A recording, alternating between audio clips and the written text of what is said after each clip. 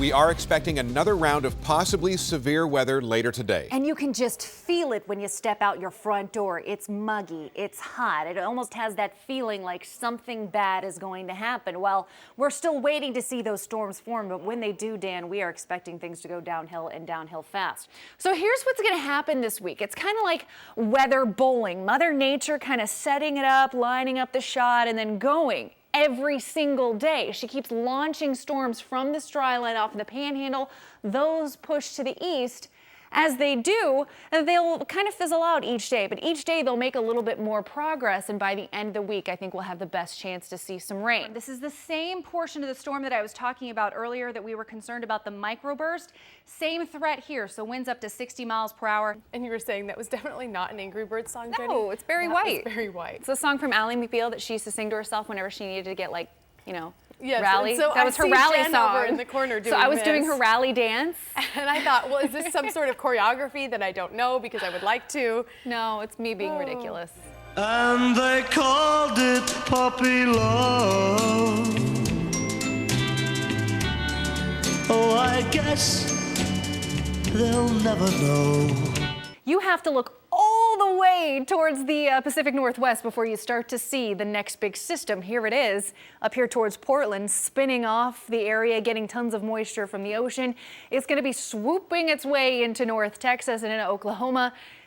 Boy, is this going to change weather. You can see the leading edge of this line continues to stretch all the way up from Paris down through Athens and Corsicana.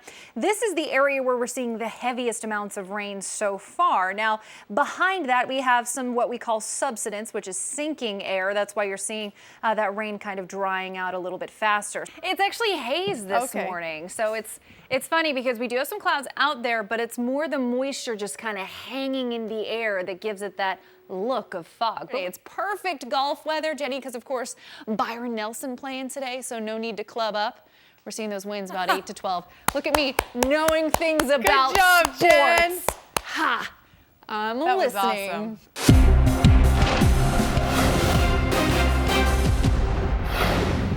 All right, folks, we've got a lot to talk about, so let's get straight to it. We are talking about this next big storm that's headed our way that's going to give us a chance for severe weather. You can see this low spinning off to our west and northwest.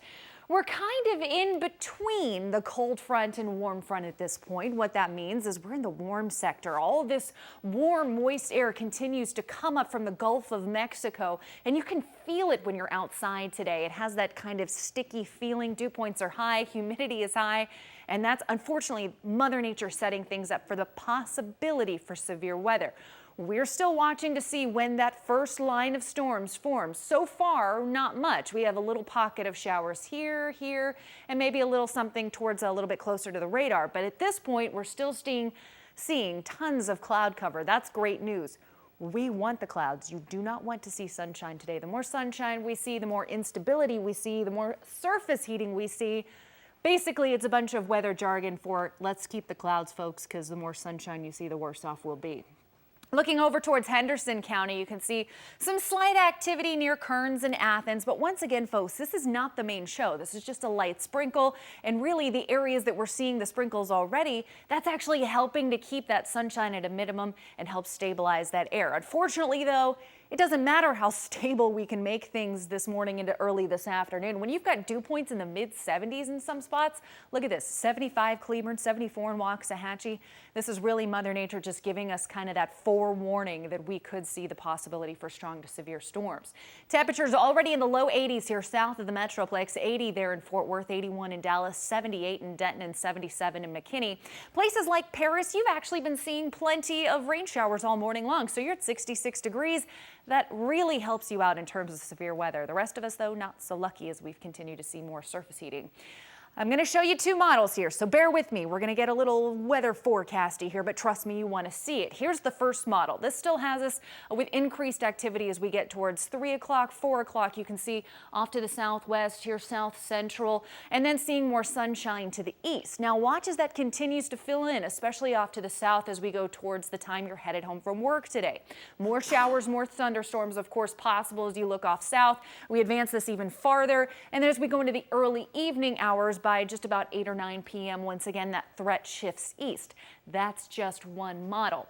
The other model just completely blows this up. I think this overestimates things by quite a lot, but I think this one handles a little bit more of the convective activity a bit better by 5:30, saying that we have lots of activity that we need to keep an eye on. So folks, the model's really not agreeing on this one, and that's why we're being so careful here. We don't want to, excite or make things panic situation, but at this point, this has to be a day that you really pay attention to what's going on, keeping on with your WAP and, of course, keeping us here on Fox 4. So our biggest threats remain flooding and hail, but folks, we're also not ruling out tornado and wind damage possible with this one too, and of course, those can be extremely damaging. So right now, it's only about a 20% chance for spotty shower. It's really as we get into the afternoon and early evening, that's when we bump it up to 60%. Saturday and Sunday, by the way, only tiny, tiny showers left over Saturday morning and then clearing out for the rest of the weekend. So the weekend looks great. We are now in an enhanced risk. That is a 3 out of 5 on the scale, folks. It's for all of the Metroplex areas west.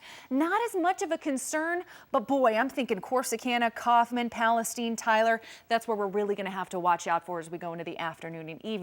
By Saturday, once again, that area of threat shifts to the east and stays that way through the rest of the weekend. So I really think Saturday and Sunday are going to be great days to head out to Mayfest, though today we're going to really have to keep a close eye on things. Once again, the winds will be very high today, south 10 to 25 miles an hour, a high of 83. We'll be in the 80s by the weekend. Another chance of storms Monday, but I think it'll be just a smidge too cool to see any issues when it comes to severe weather. Now remember, guys, great time to download the WAP right now. It's a location-based services. It'll let you know watches, warnings, and of course have the radar and everything you need to stay ahead of the storm. We'll be right back.